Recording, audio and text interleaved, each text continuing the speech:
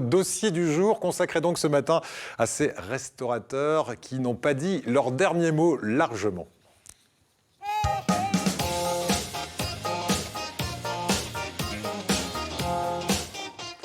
Et avec nous, un restaurateur niçois, une figure emblématique du port de Nice, José Orsini, du Bistrot du Port. Bonjour, José. Bonjour. Elles sont où mes lunettes? Elles sont là, sur le nez. Vous allez voir qu'il se bat notamment sur les réseaux sociaux, mais de façon humoristique pour faire parler de cette profession. Et il y en a bien besoin en ce moment. Michel Torel est avec nous également. Bonjour Michel. Michel du restaurant Le Jai Thai à Allot, dans les Bouches-du-Rhône. Et là, on verra avec vous qu'on a monté là-bas un chalet de la gastronomie pour aider la trentaine de restaurateurs de cette ville des Bouches-du-Rhône. Alors merci à vous, parce que je sais que vous avez des journées quand même bien remplies malgré cette crise sanitaire. Mais juste avant de discuter ensemble, regardez, on découvre ce reportage qui nous dresse en quelques chiffres, la situation des restaurateurs en France aujourd'hui. Regardez. Je ne sais pas combien de temps je vais tenir comme ça avec mon resto. Et moi, mon bar est complètement fermé depuis des mois. En France, depuis le 30 octobre dernier, date du début du second confinement, les 200 000 restaurants et bars n'ont pas rouvert. Une véritable catastrophe économique et sociale pour le secteur, 6e employeur du pays. 40% des établissements pourraient mettre la clé sous la porte définitivement. La situation est alarmante, mais l'État s'est engagé à prolonger jusqu'à la fin de la crise l'important soutien financier accordé à la profession. Le chômage partiel indemnise les salariés des établissements fermés et le fonds de solidarité permet aux chefs d'entreprise de toucher jusqu'à 10 000 € par mois ou bien 20% du chiffre d'affaires. Une aide exceptionnelle de 900 € mensuels pour les saisonniers, les contrats courts, les extras et certains intérimaires a aussi été débloquée. Et le remboursement des PGE, les prêts garantis par l'État pour aider le secteur, est reporté au minimum à avril 2022. Restos et bars, malgré les aides, pas facile de tenir. 200 000 restaurateurs en France, 6e employeur de France, la restauration. Bravo. On parle dans ce document de 40% des établissements qui pourraient mettre la clé sous la porte. Alors, je vais demander d'abord à José, puis à vous, Michel. C'est une réalité pour vous ou c'est un chiffre quand même beaucoup pessimiste? Les 40%? Oui. Mais j'espère que c'est un chiffre pessimiste. J'espère vraiment que c'est un chiffre pessimiste. Il faudrait dans l'absolu que tout le monde reste ouvert, au moins qu'on se situe dans les 10% de morbidité de restaurants, parce que 40%, c'est la chute d'un système.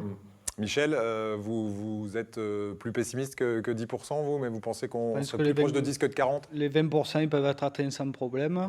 Parce que c'est quand même après la crise qu'on va avoir l'impact, tous les reports de charges, tous les remboursements de crédit et compagnie. C'est à ce moment-là qu'on risque de voir la casse. On parle aussi dans le reportage d'un important soutien de l'État, chômage partiel pour les employés, fonds de solidarité pour les patrons. Alors 10 000 € par mois ou 20% du chiffre d'affaires, le PGE. Vous bénéficiez de ces aides, vous et vous, Michel, José? Ah oui, absolument. On est soumis aux 20% du chiffre d'affaires. De toute façon, pour moi, économiquement, ils ont été bons. Je trouve que pour l'aide économique, ils ont été bons. Sur le reste, peut-être un peu moins. Mais c'est vrai que depuis la deuxième fermeture, parce qu'il faut savoir que la première, on avait 1 500 balles. Si ça durait un mois de plus, par contre, là, on était au-delà des 40% de fermeture. Ouais. Depuis les deuxièmes fermetures, ils sont plus cohérents avec nous. Oui, on n'a pas de visibilité, mais on a au moins un peu de sous qui tombent. Voilà. Paye et tais-toi. Voilà, c'est ça. En gros, paye et tais-toi. Paye parce qu'il y a les charges qui courent toujours. Mais avec ces 20%, vous avez opté pour les 20% ou les 10 000 €? Alors moi, dans mon gabarit, on est plutôt sur les 10 000 €. Mais c'est vrai que c'est une aide qui permet de payer les charges et qui permet de faire le dos rond en attendant et de tenir. Parce que sans ces aides-là, on n'aurait pas pu tenir. Voilà. Aujourd'hui, vos deux affaires ne sont pas menacées, clairement? Non, on essaie d'avoir une gestion carrée pour ne pas être menacé, mais il faut être pointu. Voilà, la gestion carrée, ça revient aussi. Oui, on a toujours géré. Non, mais nous, on a avec toujours géré. Vous m'avez dit, comme un bon père de famille. On a toujours géré comme un notaire de province. Donc, t'essayes. Enfin, pas moi, c'est ma femme à moi. Moi, gérer. Malheureusement, on n'en est pas là. Mais on a toujours essayé de faire gaffe. On est à jour sur toutes les cotisations. On a toujours payé ce qu'il devait payer, certainement plus. Mais donc, on a un petit retour, entre guillemets, sur investissement, si on peut dire ça. Ouais. Mais voilà, il ne faut pas que ça dure. Ouais. Qui sont ceux qui vont fermer, mettre la clé sous la porte, justement? Ce sont ceux qui n'auront pas tenu... Majoritairement, c'était les restaurateurs qui étaient déjà un peu à la peine avant le Covid. Donc là, qui sont sous perfusion avec les aides, avec les PGE, dont le PGE, c'est le fameux crédit garanti par l'État. Mais c'est après qui vont avoir du mal, parce que souvent, en plus, ils ont décalé les charges, le DF, etc. Et quand tout va tomber... puis les prix, ceux qui ont ouvert leur affaire il n'y a pas longtemps. Ouais. Aujourd'hui, vous avez besoin de quoi? Vous m'avez dit, par exemple, José, de dates, d'ouvrir à pleine capacité. Ça, ce sont vraiment les deux piliers. C'est ce que... Alors, je sais qu'on ne va pas tous être d'accord, malheureusement, et ça serait bien qu'on soit tous d'accord, mais moi, ce que je voudrais, c'est avoir une date, enfin, grosso modo, une date à une quinzaine de jours près. On a bien conscience que c'est une situation complètement inédite, on le sait, qu'ils peuvent pas, même eux, ils ne sont pas au courant d'ailleurs, hein, on le voit quand il perd ses lunettes, qu'on voit, il n'est pas au courant de grand-chose. On parle du Premier ministre. Je ne sais pas, oui, certainement. Mais au moins une date proche, et qu'on puisse rouvrir à taux plein. Alors, il commence à y avoir des supputations, ouvrir le midi à moitié de capacité et tout. Moi, personnellement, moi, je passe pas sur ce genre de truc. Je pense qu'on en a parlé tous les deux. Toi, ça t'embêterait aussi. S'il faut le faire, on le fera. Mais je préférais attendre 15 jours de plus et ouvrir complètement. Que ce soit vraiment derrière nous. Vaccinons-nous, continuons les gestes barrières et ouvrons. Ouais. Michel, vous voyez le bout du tunnel. Aujourd'hui, vous imaginez pouvoir ouvrir en avril, en mai? Vous avez déjà... Moi, ça fait à peu près 8 mois que je me table sur le mois de juin. D'accord. Pour éviter d'avoir de faux espoirs et de tenir jusqu'au mois de juin et pour faire la saison. Parce que l'année dernière, ce qui nous a sauvés quand même, c'est de pouvoir faire l'été. Si cette année, on ne fait pas l'été, là, c'est une catastrophe. On a pu faire notre trésorerie pendant les mois d'été et le printemps de l'année dernière qui nous a permis de tenir cet hiver avec les aides à côté, hein, bien sûr. Vous, José, vous êtes plus optimiste non, pour le mois de juin? Non, on en parlait tous les deux tout à l'heure. J'ai dit mi-avril, mi-mai, parce que bon, il y a les pompes du mois de mai, encore les vacances de mai. Ils vont pas nous ouvrir à ce moment-là parce que ça va drainer énormément de gens, surtout nous quand on a des affaires sur la côte. Donc je pense que oui, mi-mai, début juin me semble cohérent. Mais par contre, quand on ouvre, c'est derrière nous. On a entendu. Maintenant, on va parler de vos solutions à vous deux. Alors, vous, par exemple, José, vous avez décidé d'en prendre le parti d'en rire, avec des vidéos humoristiques qu'on a vues sur les réseaux sociaux. C'est pour ça que vous êtes là aujourd'hui. Tiens, un extrait, puis on en parle juste après de ces vidéos. Un extrait où vous êtes au beau milieu de votre cuisine, dans un bateau. Bonjour tout le monde. Bonjour Monsieur Juan Castex. Ça fait bientôt que tous les restaurateurs rament. 3 mois que nous ramons. Mais nous sommes toujours dans la tempête. On se bat. Mais on continue pour vous annoncer les menus de cette semaine. En entrée, la salade d'artichaut, la fricassée de calamar, le petit ceviche de dorade, mangue fraîche et avocat. Pour les plats, une petite bouillabaisse, 3 poissons, la rouille, les croûtons. Un bel aioli, les légumes, l'aioli, quelques bulots cuits. Un beau filet de bœuf français, petite sauce crémée aux morilles. Les 5 fromages corses, le fiadone avec la salade de mandarine tout épluché pour vous, et le riz au lait à la mangue fraîche. On se bat, on est toujours dans la tempête, venez nous aider.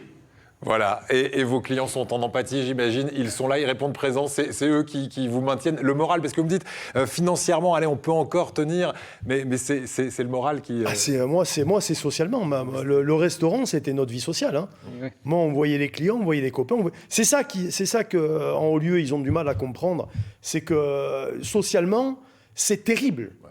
Parce que on est beaucoup de restaurateurs à s'investir totalement. C'est un métier très difficile. On travaille les week-ends, on travaille le soir. Nos amis, notre famille, on voit tout le monde au restaurant. On nous enlève ça. Oui, ils nous aident. Ils nous aident. On va passer avec l'argent. Mais émotionnellement et socialement, c'est très, très compliqué. Un petit merci. Comme quoi on a fait notre devoir de français, ça nous ferait plaisir. Voilà, un petit merci, une pensée pour ces merci aux restaurateurs français d'avoir joué le jeu, ça serait top. Et vous avez joué le jeu parce qu'effectivement, il y a eu de ci, de là quelques personnes qui ont appelé à la désobéissance, mais c'est pas le cas. Oui, il y a Frida Oumpapa derrière nous. C'est avec de l'humour, mais on le disait, vous pointez régulièrement Jean Castex dans vos vidéos. Bah oui, parce ça s'adresse aux politiques. Pour l'instant, c'est remonté, vous avez eu des retours ou pas? Il m'a pas appelé, il n'a pas retrouvé ses lunettes. Ça va venir. Michel, on va terminer avec votre initiative, vous, à Allo. Alors, l'histoire démarre par un bus de la gastronomie. Qu'est-ce qui s'est passé avec ce bus de la gastronomie qui est venu jusqu'à Allo? Ok, alors je vais vous prendre un petit peu l'historique. Au départ, c'était à la suite de Marseille-Provence 2019 qu'une association de chefs Gourméditerranée avait mobilisé un food truck pour faire la tournée des différentes communes de la région. Donc les institutions locales se sont basées sur cette offre-là pour mettre un bus à disposition des différentes communes. Ça passe une semaine dans une commune avec une communication derrière et pour pouvoir faire du click and collect ou plutôt du call and collect. Voilà, donc ce bus passe à Allot et puis ça donne une idée au maire chez vous d'installer un chalet de la gastronomie. Comment ça fonctionne aujourd'hui ce chalet et à qui il est destiné ? Alors en fait, c'est basé sur le même principe. Vu la réussite de l'opération avec le bus, il a voulu pérenniser cette offre. Il a acheté un chalet. Et en fait, toutes les semaines, un restaurateur d'Allot, le mercredi et le samedi, propose de la vente à emporter au sein du village. Donc ça a deux intérêts. C'est redynamiser un peu le cœur du vieux village d'Allot. Et d'autre part, refaire du lien social, rencontrer des personnes en extérieur, donc pas dans des endroits clos. Et quelque part, en fait, ça nous rapproche de notre métier. C'est ce qui nous manque le plus, nous, en fait. C'est ça, hein. C'est le lien social. Le discours que, je crois, tous les restaurateurs qui ne veulent pas d'aide, ils veulent juste travailler. C'est le message qu'on entend à longueur de journée. On parle de 400 repas quand même à emporter, vendus en 2 jours, puisque vous, ça n'est ouvert que le mercredi et le samedi. Mercredi, jour de marché, le samedi. Ça marche à fond ? Alors, ça a particulièrement bien marché sur la commune d'Allot. Vous aviez les organisateurs de MP Gastronomie qui étaient même surpris des chiffres qu'on avait pu faire sur la commune, parce que c'est des petites communes et qu'il y a un élan de solidarité de la part de la population. Mais il faut savoir que nous, ce lien social, il nous manque, mais en priorité, il manque aux clients. Parce qu'il faut savoir qu'un restaurant dans la vie de tous les jours, surtout pour les Français, c'est la vie. Hein. Bien sûr. C'est où tout se passe. De surcroît dans un petit village. De surcroît dans un petit village. Alors, c'est une commune de 20 000 habitants, mais c'est vrai que ça reste du lien social absolument partout, un restaurant. Bravo en tout cas pour vos initiatives. Si on veut retrouver vos sketchs, c'est régulièrement, puisqu'on le comprend, un petit message aux politiques, et puis évidemment, chaque semaine. Le click and collect, l'annonce du menu qui est proposé. Rappelez-nous sur quelle page Facebook ? Le bistrot du port de Nice. Voilà, parfait. Et on vous retrouve au Jai Thai. Sur le Jai Thai, Allot, Facebook ou Instagram, tout à fait, ouais. Michel et José, c'était un plaisir de vous avoir. Partagé. En espérant avoir très prochainement le plaisir de pousser vos portes respectives à Allot et à Nice. Et on salue tous les restaurateurs qui nous regardent peut-être à la maison en rongeant leurs freins en ce moment. Merci beaucoup. Tu peux rajouter quelque chose ? Oui. C'est juste l'anniversaire de mon père. Il a 86 ans aujourd'hui. Je lui souhaite un bon anniversaire. On l'embrasse et il regarde l'émission. Ouais, Merci. Merci à lui.